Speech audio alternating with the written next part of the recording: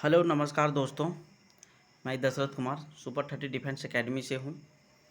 अब क्लासेस अभी थोड़ी बंद चल रही है, जिसके कारण मैं ऑनलाइन पढ़ाना चालू कर दिया हूँ।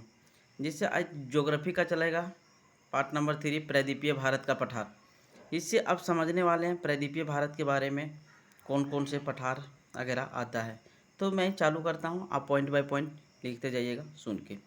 पहला पॉइंट, यह भारत का सबसे स्थलीय भूखंड है। इसका निर्माण बेसाल्ट नामक आग्नेय चट्टान से हुआ है।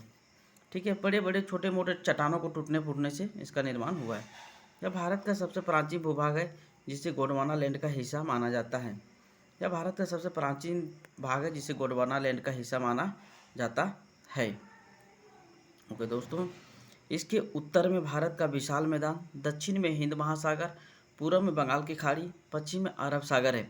इसके उत्तर में विशाल मैदान, भारत का विशाल मैदान उत्तर में पड़ता है, और दक्षिण में हिंद महासागर, पूर्व में बंगाल की खाड़ी और पश्चिम में अरब सागर है। इसका कुल क्षेत्रफल 16 लाख वर्ग किलोमीटर है। इस भाग में कई ऊंचे ऊंचे पर्वत श्रेणी पाए जाते हैं। जैसे पहला पर्वत श्रेणी अरावली पर्वत श्रेणी, यह विश्व का सबसे प्राचीनतम पर्वत श्रेणी है। इसका निर्माण पूर्व कैम्ब्रियन युग में हुआ था। इसका मतलब अरावली पर्वत श्रेणी यह विश्व का सबसे प्राचीन पर्वत श्रृंखला है। इससे पहले कोई विश्व में प्राचीन बना ही नहीं था, उसके समय ये बना था। ठीक है दोस्तों, और कैम्ब्रियन युग में हुआ था। पहले युग में जिस समय आदमी को ना तो लिखने आता था, पढ़ने आता था, उस समय से ही निर्माण हुआ है इसका। वर्तमान समय में यह पर्वत एक अवशिष्ट घर्षित पर्वत का रूप ले लिया है।